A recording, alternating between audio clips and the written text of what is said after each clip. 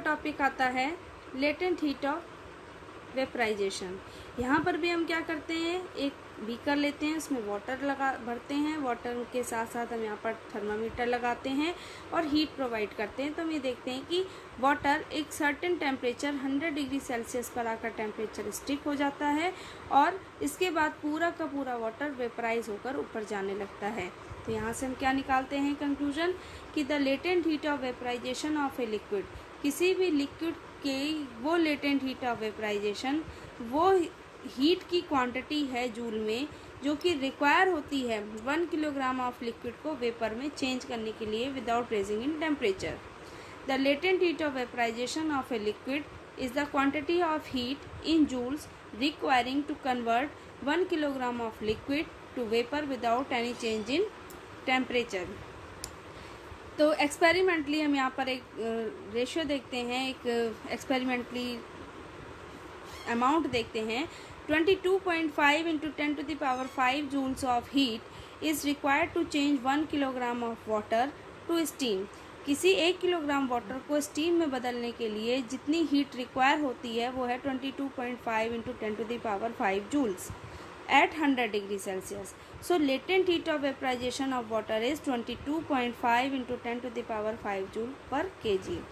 The heat energy supplied to a boiling liquid is used in changing the state of liquid substance by overcoming the force of attraction between its particle. जो heat हमने यहाँ पर supply की है 1 kilogram water में, उसका work है कि by overcoming the force of attraction between its particles of liquid, liquids के particles के बीच में force of attraction को ख़त्म कर देना जिससे liquid vapors में चेंज हो जाए।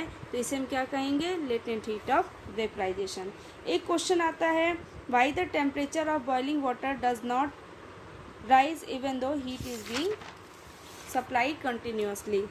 Particles of water attract each other with certain forces. The heat which we supply to water, जो हीट हम वाटर को सप्लाई करते हैं वो हीट हाइड हो जाती है और उसका काम क्या होता है, वाटर के पार्टिकल्स के बीच के फोर्स ऑफ अट्रैक्शन को ख़त्म कर देना। This latent heat doesn't increase the kinetic energy of water particle and hence no rise in temperature takes place. यहीं से एक इम्पॉर्टेंट क्वेश्चन आता है, why steam gives more severe burn than boiling water? Because when water changes into steam, it absorbs latent heat. Steam contains more heat in form of latent heat than boiling water. Steam particles of water attract each other with certain forces. The heat which we supply to water, जो heat हम water को supply करते हैं वो heat hide हो जाती है और उसका काम क्या होता है, वाटर के पार्टिकल्स के बीच के फोर्स ऑफ अट्रैक्शन को ख़त्म कर देना। This latent heat doesn't increase the kinetic energy of water particle and hence no rise in temperature takes place. यहीं से एक इम्पॉर्टेंट क्वेश्चन आता है, why steam gives more severe burn than boiling water? Because when water changes into steam, it absorbs latent heat. Steam contains more heat in form of latent heat than boiling water. Steam जब हमारे हाथ पर गिरती है तो वो condense होती है और 22.5 into 10 to the power 5 joule पर केजी के अकॉर्डिंग हमें हीट दे देती है। इसलिए हम हीट से जल्दी बर्न होते हैं, ज़्यादा बर्न होते हैं बजाय 100 डिग्री सेल्सियस के बॉइलिंग वाटर के through.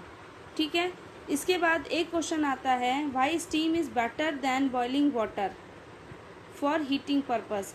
Steam is better than boiling water for heating purpose because steam contains double latent heat than boiling water at 100 degree Celsius. So steam is better than boiling water for heating purpose.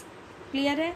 इसके बाद इसी में latent heat of fusion में एक question यहाँ पर आता है कि which gives more cooling, 0 degree Celsius ice और 0 degree Celsius water to the hand?